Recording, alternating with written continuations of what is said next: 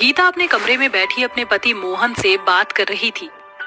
सुनिए जी, मैं सोचती हूँ कि भगवान ने हमें इतना कुछ दिया है, तो क्यों ना हम अपने बच्चों को विदेश भेज दें पढ़ाई के लिए। कहे तो तुम ठीक ही रही हो, इसी बहाने इनमें जिम्मेदारी भी आ जाएगी। पर हाँ, मैं अपने पांचों बेटों को विलायत नहीं भेजूंगा। लेकिन ऐसा क्यों? अरे बाबा, कोई तो ऐसा हो जो मेरे काम कारोबार को भी आगे बढ़ाए और यहीं पर रहकर मेरा हाथ बटाए। समझ गई, तो हम अपने बड़े बेटों को भेज देते हैं। वैसे भी विवेक अभी बहुत छोटा है। तुम ठीक कहती हो। फिर क्या था, गीता और मोहन अपने चारों बड़े बेटों को विदेश भेज देते हैं और छोटा बेटा विवेक वहीं रहकर अपने माँ बाबा की मदद करता है।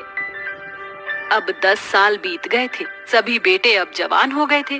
माँ गीता और बाप मोहन भी अब अधेड़ उम्र के हो गए थे। अरे बेटा विवेक, जरा इधर तो आ।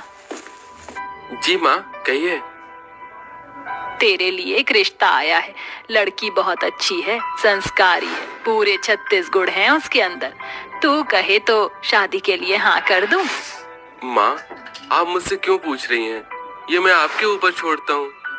गीता विवेक की शादी के लिए हाँ कर देती है और कुछ दिनों बाद विवेक की शादी कंगना से हो जाती है। कंगना का रंग काला था, इसीलिए उसे काफी तानों का सामना करना पड़ता था। एक दिन कंगना घर का काम कर रही थी कि तभी अचानक दरवाजे पर कोई आया। अरे कंगना, बेटा जरा देखना कौन है। जी माँ। कंगना दरवाजा खोलती है और उसके सामने 4 गोरी गोरी अंग्रेजन और 4 आदमी खड़े थे। हाय, ये कौन चिकनी चमेलियां हैं और इन्होंने कितने कम कपड़े पहन रखे हैं। अरे कौन है कंगना? हे मेरे भगवान, ये मैंने क्या देख लिया। अरे कंगना, ये अधनंगी लड़कियां कौन है? माँ, ये तुम्हारी बहुएं हैं। नमस्ते सासू माँ जी। अरे ये तू क्या बोले जा रहा है सागर? हाँ माँ, हम तेरे लिए 7 समंदर पार की बहुएं लाए हैं।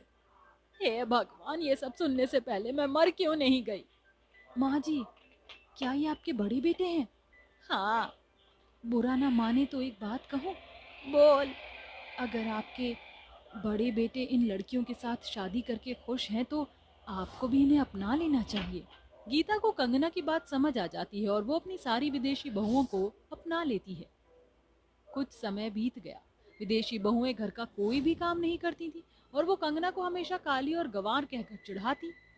सुनो कंगना, मैं चाहती हूँ कि तुम मेरे ये कपड़े धो लाओ। जी जेठानी जी, अभी लाती हूँ। कंगना गांव वाले तरीके की तरह एमी के कपड़े थपकी से धोना शुरू कर देती है। अरे ये तो क्या कर रही है गंवार लड़की, इधर दे मेरे कपड़े। लेकिन जेठानी जी, अरे मैं तो कहती हूँ कि तू इस थपकी से अपना मुंह साफ कर ले, हो सकता है निखर जाए। एमी की बात कंगना को बुरी लगती है, लेकिन वो उसे नजरअंदाज कर देती है। तो वहीं चारों अंग्रेजन बहुएं कंगना की बेइज्जती करने के लिए एक प्लान बना रही थी। देवरानी कंगना, हम सभी आज शाम एक पार्टी में जा रहे हैं, तुम भी साथ चलना। जी मैं नहीं, आप ही जाइए, मैं यही सही हूँ। ओह, अब मान भी जाओ, कभी कभी सारी बहुओं को भी साथ में समय बिताना चाहिए। कंगना मान जाती है। सभी पार्टी में एंजॉय कर रहे थे। जेठानी जी, मेरा यहाँ दिल नहीं लग रहा है। ओह, अभी तो बस पार्टी शुरू हुई है। तभी बेटी की एक दोस्त एरिना वहाँ आ जाती है। ओह बेटी, nice to meet you and how are you? Oh I am good, tell something. Oh, ये कौन है? क्या ये तुम्हारी नौकरानी है? हाँ, ऐसा ही कुछ। Hello, nice to meet you नौकरानी। कंगना शांत खड़ी रहती है क्योंकि उसे पढ़ना लिखना नहीं आता था। ओह, आई थिंक तुम्हें इंग्लिश समझ नहीं आती। ओह यस, एरिना ये गवार है। कंगना को ये सब सुन बहुत बुरा लगता है और वो वापस आकर अपने पति विवेक को सारी बात बता देती है। अब आप ही बताइए कि अगर मेरा रंग काला या फिर मैं पढ़ी लिखी नहीं हूँ तो क्या इसमें मेरी खता है? पता है वहाँ पार्टी में, पार्टी नहीं, पार्टी। हाँ वही, वहाँ सबके सब मेरा मजाक बना रहे थे। मैं आपसे पूछती हूँ, क्या गांव से होना कोई गलत बात है? बिल्कुल नहीं कंगना, ये सब नासमझ लोगों की बातें हैं। तुम इन्हें दिल पर मत लो। और हाँ, अब रोना नहीं। ठीक है, नहीं रोऊंगी। हाँ, तो मैं ये सोच रहा था कि क्यों ना तुम भी पढ़ाई शुरू कर दो। अब इस उम्र में? तो क्या परेशानी है, और वैसे भी पढ़ाई की कोई उम्र थोड़े ना होती है। तो बोलो, क्या कहती हो तुम। वो सब तो ठीक है, पर स्कूल जाने के लिए मेरे पास समय कहाँ है? उसकी फिक्र तुम मत करो, मैं तुम्हारी घर बैठे पढ़ाई शुरू करवा सकता हूँ। सच? हाँ बिल्कुल। विवेक कंगना की ऑनलाइन क्लासेस के जरिए पढ़ाई करानी शुरू कर देता है। घर में किसी को भी इस बात की खबर नहीं थी। कंगना सारा दिन खूब मेहनत से काम करके रात को पढ़ने बैठती और रात के खाली समय में विवेक भी उसे पढ़ाता। अब काफी समय बीत गया था। विदेशी बहुएं ऐसी की ऐसी ही थी। वो अपना सारा काम कंगना से करवाती और खुद निठल्ली पड़ी रहती। सुनो कंगना, आज रात ना मेरी फ्रेंड के यहाँ पर एंगेजमेंट की पार्टी है, उसने तुम्हें भी इनवाइट किया है, तो तैयार हो जाना। जी भाभी जी। सभी तैयार होकर पार्टी में चले जाते हैं। जरा आज तो इस कंगना का चेहरा देखो, कुछ अलग सी ही चमक है चेहरे पर। और ये यहाँ आने को कितनी आसानी से तैयार हो गई। लगता है पिछली वाली इंसल्ट भूल गई है। भूल गई तो अब याद दिला दें। Oh Irina, of course. सभी कंगना के पास जाती हैं। हेलो नौकरानी, how are you? Hello, I am fine and I would like to tell you that I am not a servant. Are you understood?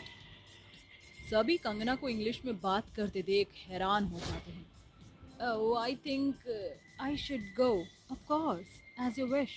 Kangana बहुत खुश थी।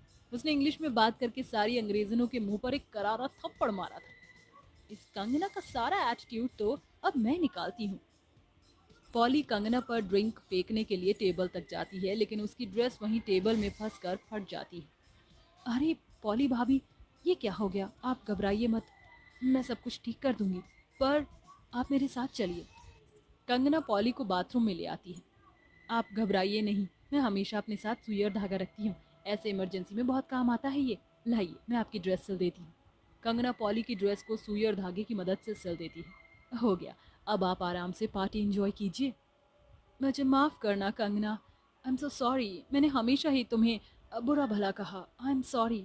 कोई बात नहीं भाभी जी, मैंने कभी आपकी बातें दिल से नहीं लगाई। आप माफ़ी मत मांगिए। बाकी तीनों जेठानियां भी बाथरूम के बाहर खड़ी होकर सारी बातें सुन रही थी। हमें भी माफ कर देना कंगना, हम सभी कितने बुरे हैं ना। रंग तो तुम्हारा काला है और दिल हमारा। मैं भी अपने किए पर बहुत शर्मिंदा हूँ। कोई बात नहीं, चलिए हम सभी साथ में पार्टी को एंजॉय करते हैं। इस तरह सारी बहुएं